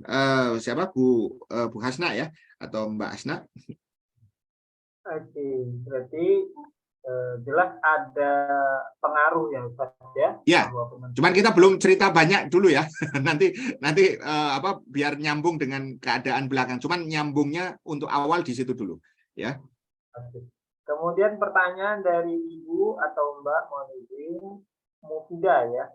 Assalamualaikum Ustaz, Afwan, apa benar gambaran memasukkan ide nasionalisme dan separatisme itu dengan mengatakan bahwa daulah adalah penjajah? Ini statement Ustaz ya, karena dulu daulah melakukan futuhat, atau lebih ke rasa lebih mulia bangsa Turki dari yang lain, bangsa Arab dari yang lainnya juga. Ya, betul. Itu faktanya adalah memang tadi dengan mengatakan daulah Islam itu penjajah. Begitu ya, penjajah dalam konteks ke bangsa yang lain. Oh, itu bangsa Turki tuh. Gitu kan. Itu bangsa Turki jajah kita nih. Gitu kan. Makanya kemudian tadi kan mulai dikipas-kipasi tadi. Tapi jangan lupa karena waktu itu memang kekuatan akidah itu masih menjadi fondasi utama, hal tersebut masih belum berhasil. Gitu ya, makanya kemudian tadi kalau dosis itu dinaikkan gitu ya. Jadi separatismenya itu akan terjadi manakala nasionalisme semakin kuat. Nah, disitulah kemudian gerakan-gerakan rahasia tadi itu kemudian dilakukan dalam konteks untuk menambah dosis tadi itu, sehingga bangsa kita ini itu jauh lebih baik dari mereka. Maka ada kebanggaan di situ untuk memperlihatkan bahwa bangsa Turki misalnya ya itu lebih mulia daripada bangsa Arab. Makanya tadi kan saya katakan ada mendorong rasisme kan. Jadi terjadi kemudian konflik termasuk di kalangan militer, dan kemudian akhirnya ada semacam istilahnya itu satu pembedaan begitu ya. Jadi satu pembedaan itu ada semacam diskriminasi lah begitu kira-kira, yang kemudian Turki, perwira-perwira yang Turki tadi itu diberikan jabatan ya lebih mudah daripada kemudian bangsa lain begitu ya. Kan waktu itu jangan lupa pasukan daripada Utsmaniyah itu terdiri dari banyak bangsa gitu ya, tetapi diikatnya sama, yaitu akidah tadi itu. Jadi ketika mereka dalam keadaan semakin mundur tadi itu, yang dimunculkan tadi itu adalah betul daulah itu adalah menjajah ya, dan kemudian yang kedua tadi itu kemuliaan itu dimunculkan, kami lebih berhak daripada bangsa Arab dan seterusnya begitu kira-kira. Dan yang lebih penting sebenarnya adalah munculnya apa yang disebut dengan keadaan yang buruk dari praktek Islam itu sendiri gitu ya. Jadi Isa'ut tatbik gitu ya, jadi istilahnya itu. Jadi keburukan di dalam pelaksanaan meriayah rakyat tadi itu, yaitu tadi akhirnya kan terjadi nanti di pusat daulah itu sendiri berbagai istilahnya upaya untuk menguasai khalifah tadi itu, sehingga khalifahnya itu nanti akhirnya tidak mandiri lagi. Nah, dari situ kan ketidakpuasan itu makin muncul gitu loh. Oh, ini kalau dipimpin ini wah makin rusak nih kita, gitu kan. Sehingga terjadilah kemudian ketidakpuasan meskipun tadi masih ada ya, sekali lagi masih ada sebagian daripada perwira-perwira yang mereka masih tetap loyal ya kepada khalifah tanpa melihat tanpa melihat kebangsaan tadi itu, gitu ya. Itu gambarannya tadi itu. Makanya kemudian pada sisi inilah kemudian tadi dosis, kayak kalau saya menyebutnya ya, dosis nasionalisme itu kemudian terus dinaikkan begitu ya, sehingga akhirnya mereka makin bangga saking sudah, kalau bahasa tadi kan saya mabok tadi, mereka mabok tadi itu pokoknya angkatan milik angkatan bersenjata itu harus oleh orang-orang Turki karena kami ini yang paling patriotik dan seterusnya begitu, sehingga muncul kemudian jalin berkelindan antara isa'ut tatbik ya, keburukan di dalam melaksanakan riayah atau pengaturan urusan masyarakat tadi itu dengan berbagai ananiyah ya, adanya satu kebanggaan terhadap ras ataupun kebangsaan mereka masing-masing. Dari situlah kemudian penjajah itu masuk tadi untuk kalau gitu kamu bisa aja ngapain kemudian ikut dengan Turki, kan gitu kan. Nah, Arab itu muncul di situ kan. Turkinya sendiri itu juga dilepaskan dari daulah. Makanya mereka lebih merasa jadi Turki daripada menjadi Islam, gitu kan. Nah, itu lebih fatal, paling fatal itu sebenarnya di situ. Kalau Arab Saudi kan memang di luar wilayah Utsmaniyah ya, yang artinya di luar itu maksudnya di luar ibu kota ya, yang kini di dalam ibu kota sendiri itu dibangun satu opini bahwa kita ini bangsa Turki, kita ini jangan tunduknya pada Islam, tunduknya mestinya kepada nasionalisme kan gitu. Nah, ini yang berbahaya. Jadi ala kulihal sebenarnya gambaran nasionalisme dan separatisme ini memang digambarkan dengan berbagai macam tadi itu. Itu Kang Azhar, masih ada? Ya. Sebelum ke pertanyaan selanjutnya, Ustaz, ini menyambung dari penjelasan Ustaz.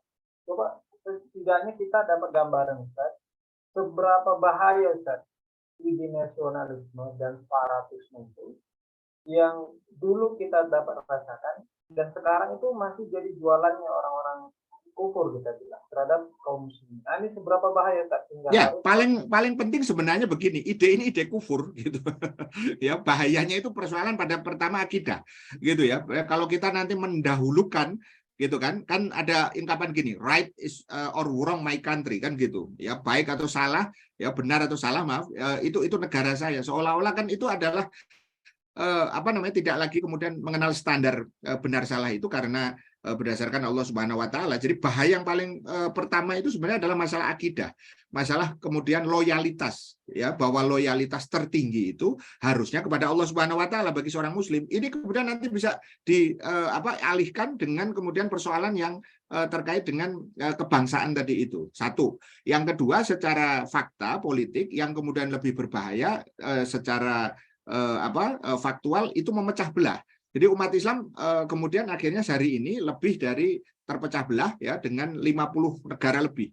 Ya, kalau tambah yang baru-baru ini ya semakin ini kan ya, Timur lepas ya pada waktu tahun 99 itu kan nambah lagi yang ada di situ. Artinya apa? Mereka kemudian terpecah belah oleh kemudian negara bangsa ya, dan kemudian mereka merasa mereka memiliki independensi masing-masing begitu kan, yang kemudian akhirnya membuat umat Islam tadi lemah di hadapan tadi musuh-musuhnya. Dulu ketika khilafah Utsmaniyah ya, meskipun ya sekali lagi sudah lemah sekalipun itu mereka masih ditakuti. Kenapa? Karena kebayang nggak pasukannya itu lintas bangsa gitu ya. Jadi kita tidak menganggap kamu bangsa itu enggak gitu. Kamu muslim, saya muslim, kita muslim. Nah gitu ya. Kamu, saya, kita.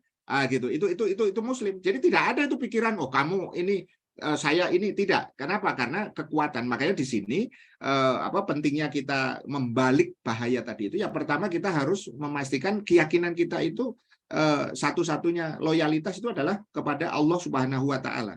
Yang kedua, kita mesti kemudian juga menyatukan umat Islam ini dengan dengan Islam itu sendiri, bukan karena kemudian ada kepentingan yang lain, tapi adalah karena ini kewajiban kita sebagai sesama muslim. Wa'tasimu bihablillahi jami'ah. Ya, untuk kemudian bersatu, wala tafarraqu, dan jangan kemudian berpecah belah. Kalau perbedaan biasalah begitu ya. Tapi kalau selama perbedaannya masih syar'i nggak ada masalah. Tapi kalau sudah berpecah belah itu pasti buruk. Ya, tidak ada namanya pecah belah itu jadi baik dalam konteks apapun gitu ya. Itu saya kira Kang Azhar tadi. Iya, berarti memang tidak layak nasionalisme ini jadi jualan atau yang diambil kaum muslimin, Ustaz ya. Ya. Kemudian pertanyaan terakhir ini terakhir ya. Ya, kayaknya pertanyaan terakhir. Ya, alhamdulillah ini menjadi pertanyaan terakhir dari Ummu Fakih. Nah, ini sedikit berkaitan dengan Ustaz tetap konsep khilafah. Bismillah, Assalamualaikum Ustaz, mohon pencerahannya tentang fakta kekinian terkait upaya menghancur konsep khilafah sebagai ajaran Islam dan harus dijadikan sebagai identitas muslim.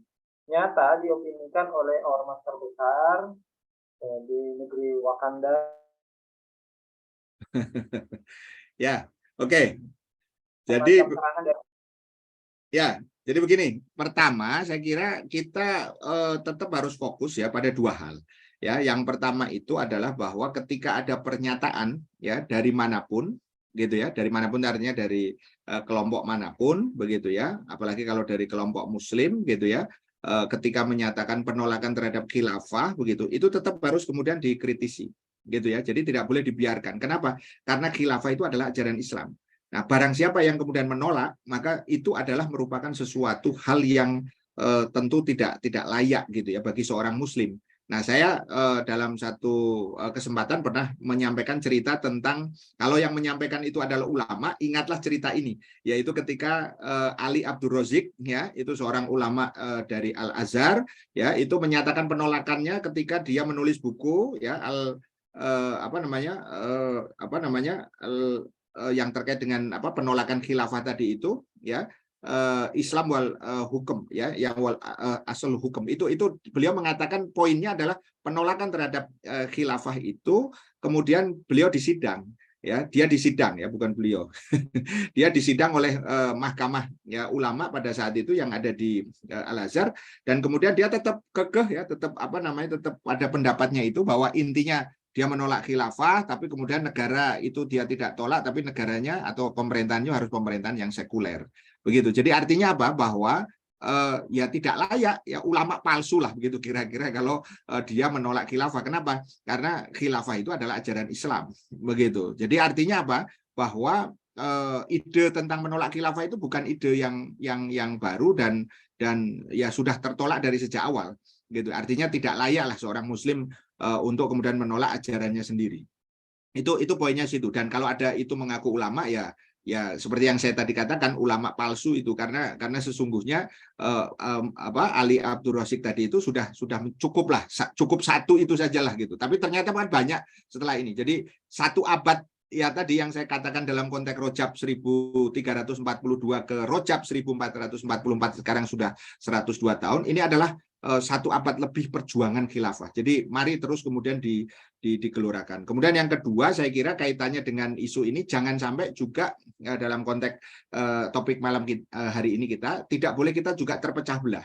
Gitu ya. Maksudnya begini konteksnya, ada memang skenario yang berusaha untuk kemudian terus menghadap-hadapkan antara apa yang kemudian disebut dengan kelompok ya, yang mereka nih ya, mereka ini orang-orang kafir tadi itu yang sebut sebagai kelompok fundamentalis, dan mereka yang sebut sebagai kelompok tradisionalis. Artinya apa? Kita tidak boleh terjebak dalam konteks perseteruan organisasi atau orang ya.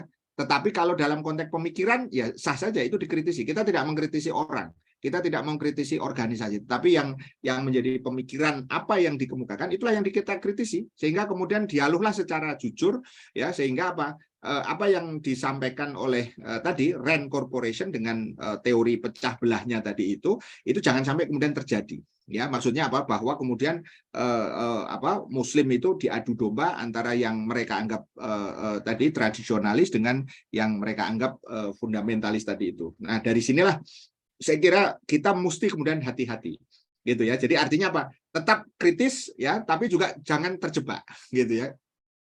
di dalam provokasi atau kemudian berbagai skenario jahat itu. Artinya apa? Kita ajak diskusi, kita ajak dialog, ya gitu. Kalau belum bisa ketemu dengan satu dan lain hal ya nggak usah dipaksakan. Ya, pada next time better, insya Allah. Jadi insya Allah pada kesempatan berikutnya akan juga bisa terwujud. Nah, disitulah menurut saya membutuhkan kesabaran kita dan kesungguh-sungguhan, ya, dalam arti konsistensi di dalam kita melakukan dakwah ini, ya. Makanya kitab dari Ali Abdul Razik, ya, itu saya kira silahkan dibaca, ya, Al-Islam wal Usul Hukum tadi, ya, untuk perbandingan saja, gitu ya. Maksudnya untuk perbandingan dalam konteks ternyata argumennya itu lemah, gitu loh. Jadi nanti kita akan bisa menilai bahwa argumen ini kan ada bukunya, ini buku yang terjemahan, ini buku lama sekali, saya sudah dapat mungkin sekian puluh tahun yang lalu, gitu ya. Yang jelas ini bisa menjadi gambaran ketika saya baca buku ini pertama kali, ternyata argumennya juga justru malah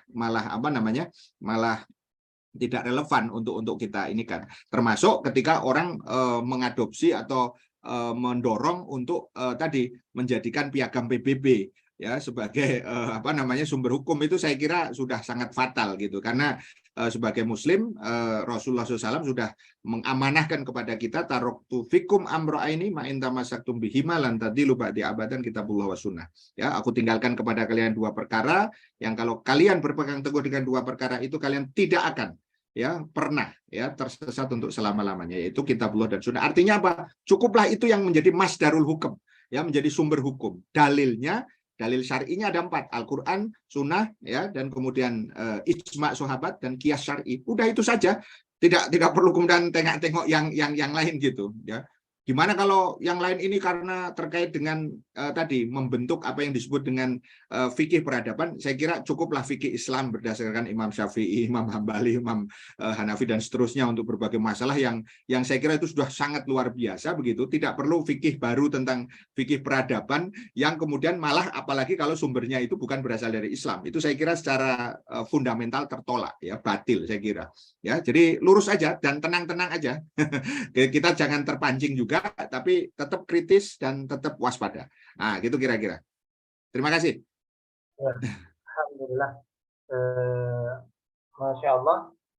Bapak Ibu jamaah sekalian, semua pertanyaan yang masuk satu demi satu telah dijawab oleh Al-Ustaz, dan mudah-mudahan perbendaharaan pertanyaan yang masuk hari ini juga bisa menjadi perbendaharaan buat umat yang hari ini membutuhkan jawaban, ya, terkait atau yang terhubung dengan pertanyaan-pertanyaan yang sudah disampaikan atau yang ditanyakan oleh Bapak Ibu jamaah sekalian. Alhamdulillah, Ustaz, untuk segmen malam ini dan sebagai penutup ada yang ingin disampaikan, Ustaz?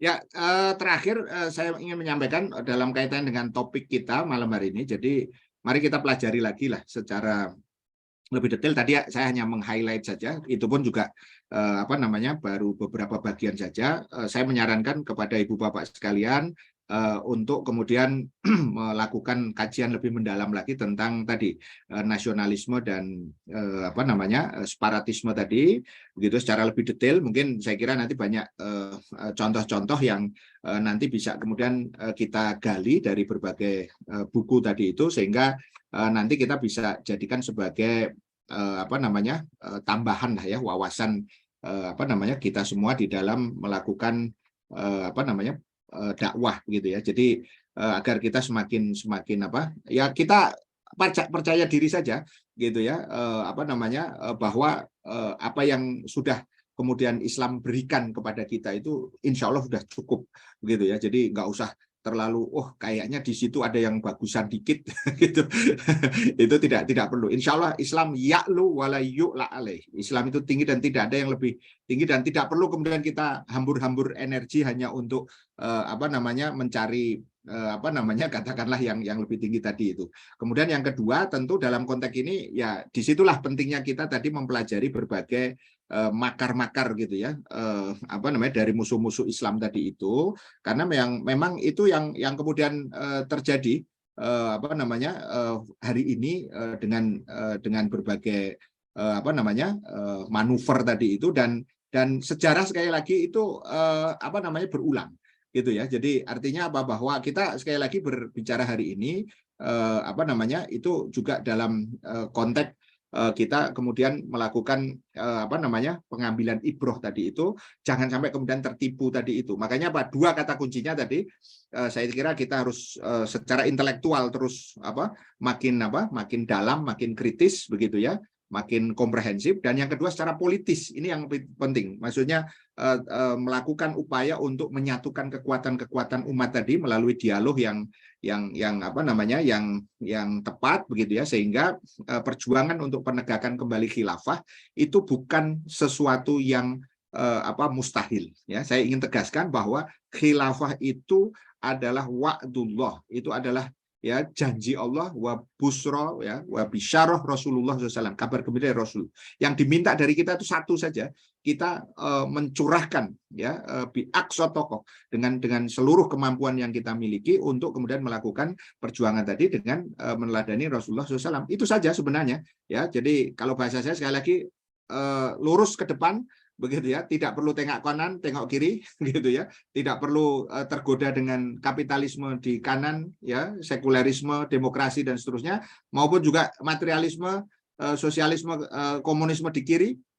Tetap di jalan yang lurus. Insya Allah, mudah-mudahan Allah akan memudahkan langkah-langkah kita dan melayakkan kita untuk meraih ya janji dan kabar gembira dari Rasulullah SAW, sebagaimana apa yang dijanjikan kepada kaum muslimin yang sebelumnya. Saya kira itu. Mohon maaf kalau ada hal yang tidak berkenan. Terima kasih atas sharing idenya yang sangat luar biasa. Ini pertanyaannya berat semua.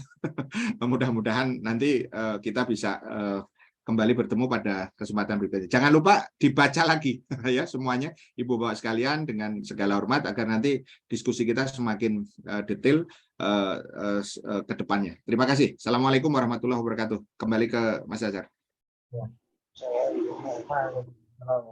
Ya, alhamdulillah Bapak Ibu jemaah sekalian,